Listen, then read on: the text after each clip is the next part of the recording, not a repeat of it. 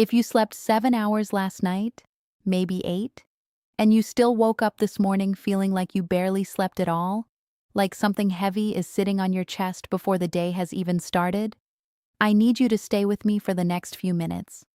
Because what I'm about to tell you is something that most doctors will never say out loud in a standard appointment.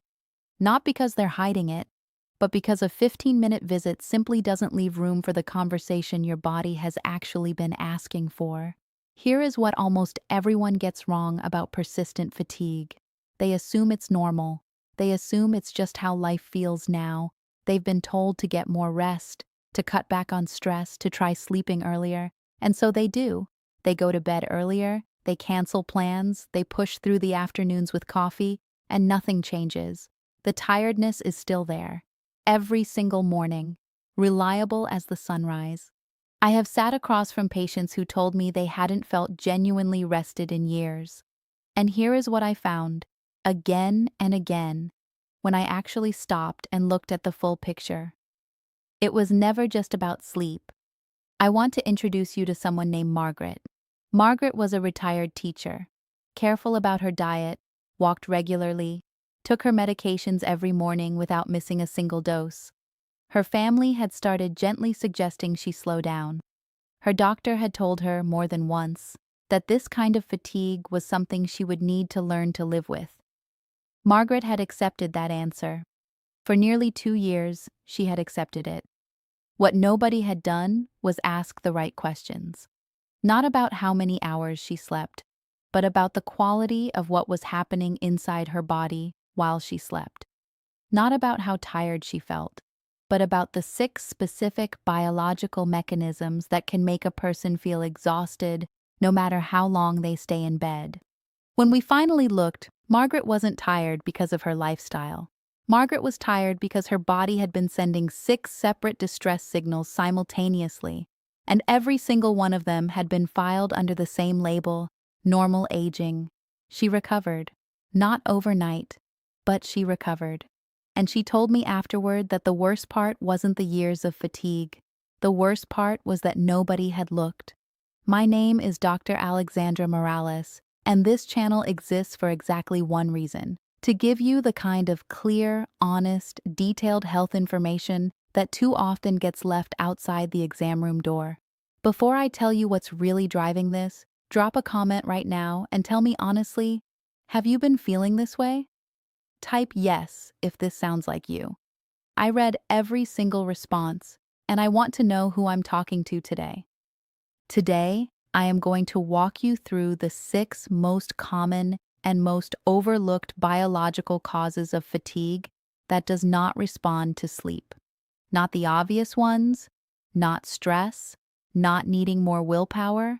The specific, underdiagnosed, frequently missed reasons that are silently affecting millions of people right now.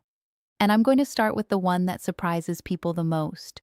Not because it's rare, but because it's sitting in medicine cabinets across the country, taken faithfully every single morning by people who have no idea it could be the very thing stealing their energy. Stay with me. Because what comes next may be the conversation that changes everything.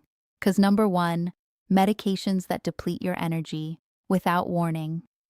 There is a category of medications so commonly prescribed that most people don't even think of them as optional anymore. Blood pressure medications, acid reflux medications, cholesterol-lowering statins, diabetes medications, all of them necessary for the conditions they treat. But here is what gets left out of most conversations. Many of these medications interfere quietly with your body's ability to produce cellular energy, not dramatically, not all at once, slowly, over months and years. Let me be specific. Statins, the cholesterol medications, block an enzyme in the liver that produces cholesterol. That same enzyme also produces something called coenzyme Q10 or CoQ10. CoQ10 is essential for energy production inside every cell in your body. When your statin lowers your cholesterol, it is also lowering your CoQ10. And when CoQ10 drops, fatigue follows. Proton pump inhibitors, The medications for acid reflux, like omeprazole and pantoprazole, reduce stomach acid. That's their job. But stomach acid is also necessary for absorbing vitamin B12 and magnesium. Both of those are critical for energy metabolism. Without adequate B12, your red blood cells can't carry oxygen efficiently. Without magnesium, your muscles can't contract and relax properly. The result? Persistent, unexplained fatigue. Metformin, a very common diabetes medication, can deplete vitamin B12 over time. Diuretics, used for blood pressure and fluid retention, deplete potassium and magnesium. I want to be absolutely clear. I am not telling you to stop your medications. These medications serve real, necessary purposes. What I am telling you is that if you are taking any of these and you feel persistently tired, the conversation with your doctor should include nutrient monitoring and possible supplementation. Type 1 in the comments if you're currently taking any of these medications. I want to know how many of you this applies to. 'Cause number 2, your thyroid is working but not well enough. This is the one that frustrates me most because it is so frequently missed. Your thyroid controls your metabolic rate. It determines how fast your cells produce energy. When the thyroid underperforms, everything slows down. You feel cold. You gain weight even when you're eating carefully. Your thinking feels slower. And you are tired. Deeply, persistently tired. Here is the problem. Most doctors order a TSH test, thyroid stimulating hormone, and if it comes back in the normal range, the thyroid gets ruled out. Case closed. But TSH is not the whole picture. TSH tells you what your brain is asking the thyroid to do. It doesn't tell you what the thyroid is actually producing, or whether your cells can use what it produces. There are people walking around with a TSH in the normal range who have low free T3, the active thyroid hormone your cells actually use. There are people with normal labs who have subclinical hypothyroidism, a condition where the thyroid is struggling but not struggling enough to meet the official diagnostic criteria. If you have unexplained fatigue, if your hair is thinning, if you're cold when others are comfortable, if your energy hasn't improved despite adequate sleep, ask your doctor for a full thyroid panel, not just TSH, free T3, free T4, and thyroid antibodies. The thyroid is not the enemy, but when it underperforms quietly, it can drain your energy for years before anyone notices. 'Cause number 3, sleep apnea. You don't know. You have? You might be thinking, I sleep through the night. I don't have sleep apnea. Here is what most people don't realize. Sleep apnea doesn't always announce itself with loud snoring or gasping for air. In many cases, particularly in women and individuals who aren't severely overweight, sleep apnea can be silent. What happens is this: your airway narrows or collapses briefly during sleep. Your oxygen level drops. Your brain wakes you up just enough to restore breathing, then you drift back to sleep. You don't remember waking, but your brain does, and you never reach deep restorative sleep. You spend 8 hours in bed and wake up exhausted because your sleep was fragmented all night long. The signs to watch for: waking up with a dry mouth, waking up with a headache, feeling like your sleep was restless even though you don't remember waking, persistent daytime fatigue despite adequate time in bed. If this sounds like you, a sleep study may be the answer. Sleep apnea is treatable, but it has to be identified first. If you wake up tired no matter how long you sleep, drop a comment and type sleep. Let's see how many of you this resonates with. 'Cause number 4, chronic low-grade inflammation. Inflammation is your immune system's response to injury or infection. It's supposed to be temporary. The problem is when inflammation becomes chronic and low-grade, quietly active in the background, without an obvious cause. Chronic inflammation drains energy. Your immune system is constantly activated, and that activation requires enormous amounts of cellular energy. The result is fatigue that feels like your body is fighting something even when there's no infection to fight. What causes chronic inflammation? Poor diet high in processed foods and sugar. Sedentary lifestyle. Chronic stress. Gut dysfunction. Undiagnosed food sensitivities. Poor sleep, which then creates more inflammation, which worsens sleep. A vicious cycle. Here is what you can do. Reduce processed foods. Increase anti-inflammatory foods like leafy greens, fatty fish, berries, and olive oil. Move your body regularly, even if it's gentle movement. Manage stress through breathing exercises, meditation, or simply spending time in nature. Inflammation doesn't fix itself overnight, but it responds to consistent, intelligent changes.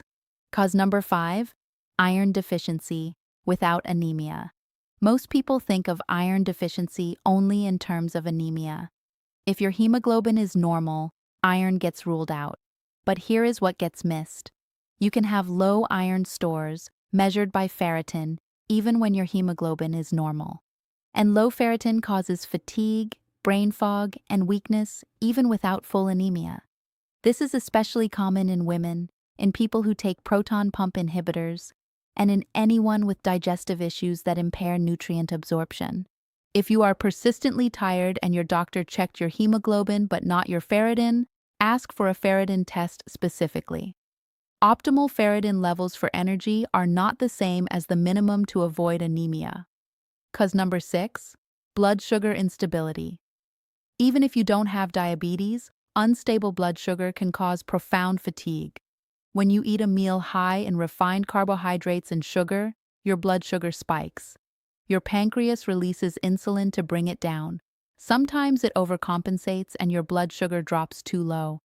That crash feels like exhaustion, brain fog, irritability. If you feel tired an hour or two after meals, if you crave sugar in the afternoon, if you feel shaky or irritable when you haven't eaten, your blood sugar regulation may be part of the problem. The solution is not complicated. Eat protein and healthy fats with every meal. Reduce refined carbohydrates. Don't skip meals. Keep your blood sugar stable, and your energy will follow. What you should do now. If you recognized yourself in any of these 6 causes, here is what I want you to do. First, bring this information to your doctor. Be specific. Say, I want my ferritin checked, not just my hemoglobin. Say, I want a full thyroid panel, including free T3. Say, I'm concerned about nutrient depletion from my medications. Second, start with the changes you can control.